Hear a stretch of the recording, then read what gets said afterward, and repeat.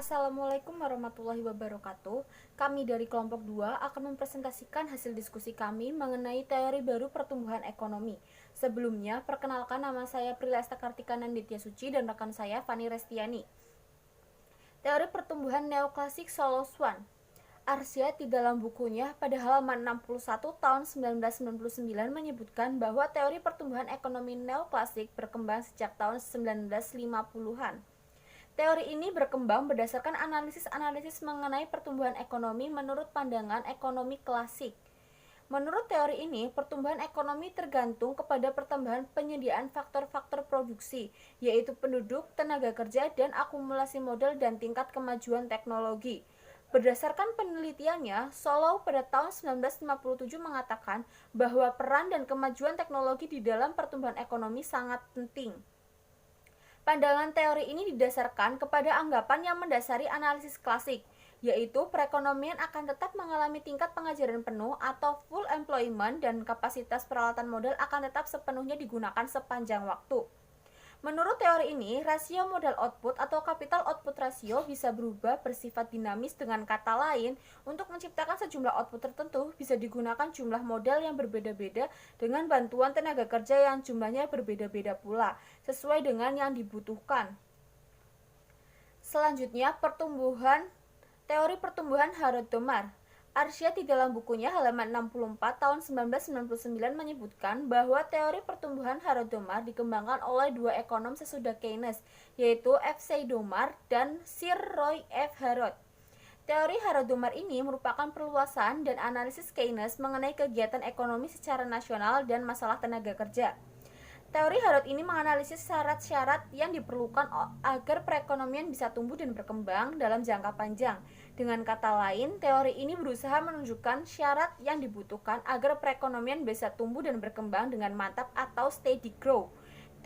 Teori Harrod-Domar ini mempunyai beberapa asumsi, yaitu yang pertama, perekonomian dalam keadaan pengejaran penuh atau full employment dan barang-barang modal yang terdiri dalam masyarakat digunakan secara penuh.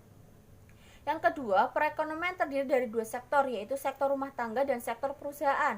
Berarti pemerintah dan perdagangan luar negeri tidak ada. Dan yang ketiga, besarnya tabungan masyarakat adalah proporsional dengan besarnya pendapatan nasional. Berarti fungsi tabungan dimulai dan titik nol. Kecenderungan untuk menabung atau marginal propensity to save besarnya sama. Demikian juga rasio antar modal output, yaitu atau capital output ratio dan rasio pertambahan modal output atau incremental capital output ratio. Menurut Harrod-Domar, setiap perekonomian dapat menyisihkan suatu proporsi tertentu dan pendapatan nasionalnya jika hanya untuk mengganti barang-barang modal seperti gedung-gedung, peralatan-peralatan, dan material yang rusak.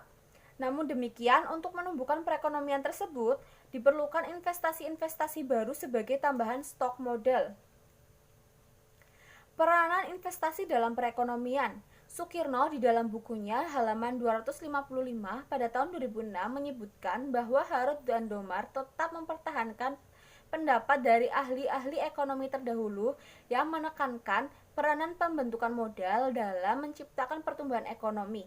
Tetapi berbeda dengan pandangan kaum klasik dan kaum Keynes yang memberikan perhatian pada satu aspek saja dan pembentukan modal.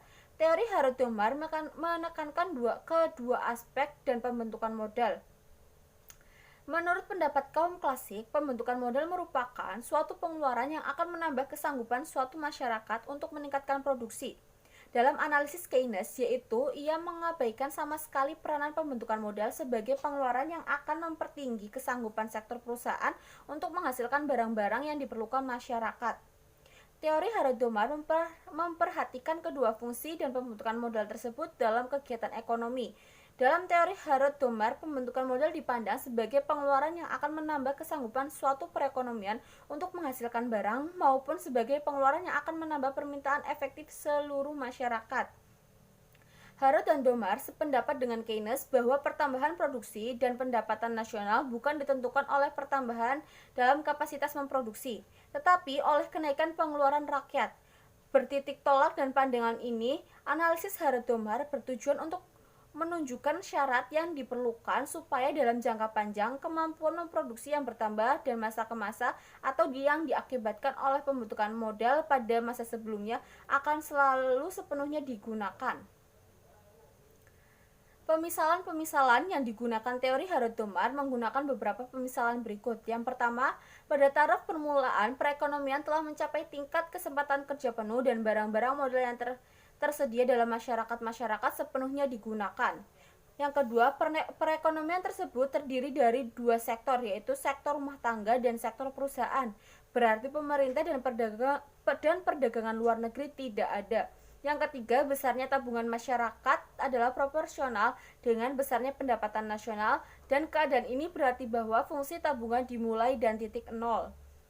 Yang keempat, kecondongan menabung marginal besarnya tetap, dan begitu juga perbandingan antara modal dengan jumlah produksi yang lebih lazim disebut rasio modal produksi atau capital output ratio, dan perbandingan antara pertambahan modal dengan jumlah pertambahan modal produksi atau incremental capital output ratio besarnya tidak berubah. Syarat untuk mencapai steady growth. Setelah mengemukakan berbagai pemisalan dan asumsi di atas, maka tibalah saatnya untuk membahas inti teori tersebut. Penanaman modal yang dilakukan masyarakat dalam suatu waktu tertentu digunakan untuk dua tujuan.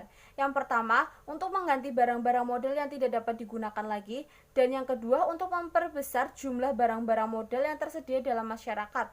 Oleh karena itu, dalam memperbandingkan jumlah pertambahan produksi dengan penanaman yang dilakukan akan diperoleh dua macam nilai. Selanjutnya akan dijelaskan oleh rekan saya, Fani Restiani. Dapatkah study growth tetap diwujudkan? Dapatkah negara-negara maju mencapai tingkat penanaman modal dan pertumbuhan ekonomi seperti yang diperlukan untuk mencapai tingkat penggunaan barang-barang modal secara penuh dari masa ke masa? Harrod, Domar, dan Hansen berpendapat bahwa negara-negara industri akan mengalami stagnasi abadi atau secular stagnation. Mereka berkeyakinan bahwa pada tahap terakhir dan proses pembangunan di negara-negara kapitalis, tabungan pada tingkat kapitalis modal penuh akan selalu bertambah besarnya. Berdasarkan pada keadaan ini, pandangan tersebut dikenal sebagai teori jurang deflasi yang bertambah lebar atau growing deflationary gap, atau pengangguran yang bertambah atau increasing underemployment.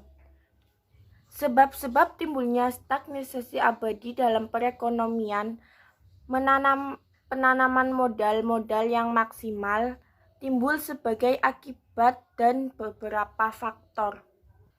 Berlakunya perkembangan teknologi yang bersifat menghambat modal atau capital saving innovation, pertambahan penduduk yang sangat lambat, berkurangnya frontier spirit yaitu keinginan untuk mengembangkan daerah dan kekayaan alam yang baru, keterbatasan teori Harrod-Domar. Teori Harrod-Domar ini yang patut untuk dikemukakan yaitu MPS dan ICOR tidak konstan. Yang kedua, proporsi penggunaan tenaga kerja dan modal tidak tetap. Yang ketiga, harga tidak akan tetap konstan. Dan yang terakhir, suku bunga berubah. Teori pertumbuhan Rostow dan kritik Kuznets terhadap Rostow.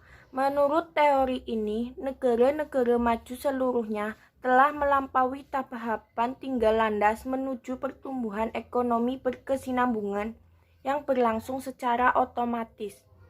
Atau kemajuan ekonomi mereka sudah sedemikian mapan sehingga roda ekonomi tanpa diatur secara khusus sudah dapat berputar dengan sendirinya untuk menggerakkan perekonomian yang membawa seluruh penduduk ke taraf hidup yang lebih baik. Tahap pertumbuhan perekonomian. Yang pertama yaitu perekonomian tradisional. Perekonomian pada masyarakat tradisional cenderung bersifat subsistem. Pemanfaatan teknologi dalam sistem produksi masih sangat terbatas. Yang kedua, ada tahap prakondisi tinggal landas. Tahap kedua ini merupakan tahap-tahap yang menentukan bagi persiapan menuju tahap berikutnya, yaitu tahap tinggal landas. Pada tahap ini, perekonomian mulai bergerak dinamis, industri-industri bermunculan, perkembangan teknologi sangat pesat, dan lembaga keuangan resmi sebagai penggerak dan masyarakat mulai bermunculan, serta terjadi investasi besar-besaran terutama pada industri manufaktur. Yang ketiga, tahap tinggal landas. Tinggal landas merupakan tahap yang menentukan dalam keseluruhan proses pembangunan bagi kehidupan masyarakat.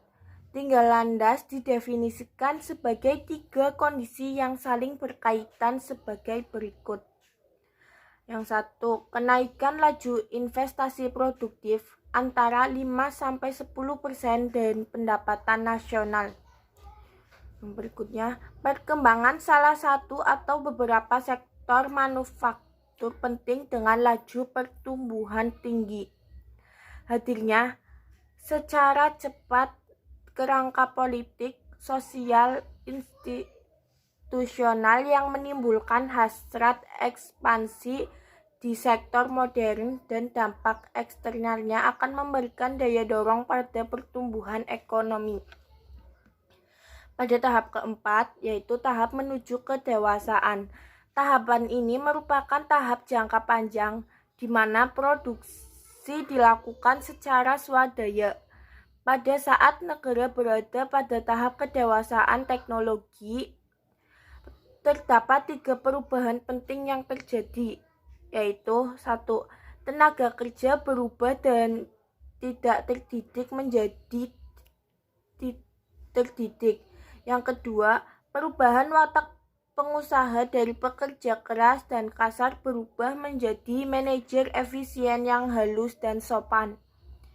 Yang ketiga, masyarakat jenuh terhadap industrialisasi menginginkan perubahan yang lebih jauh. Yang kelima, tahap konsumsi massa tinggi. Pada fase ini terjadi perubahan orientasi dan pendekatan penawaran atau supply side menuju ke pendekatan permintaan. Kritik terhadap teori Rostow. Teori pertumbuhan Rostow merupakan pola penggambaran sejarah pembangunan yang dilakukan negara-negara di Eropa yang memiliki struktur sosial dan budaya yang mapan. Teori Rostow pada dasarnya merupakan alternatif bagi teori Marx, di mana Rostow menawarkan Komunisme Manifesto. Meski kedua teori banyak memiliki kesamaan, namun keduanya tidak lepas dari perbedaan satu dengan yang lain.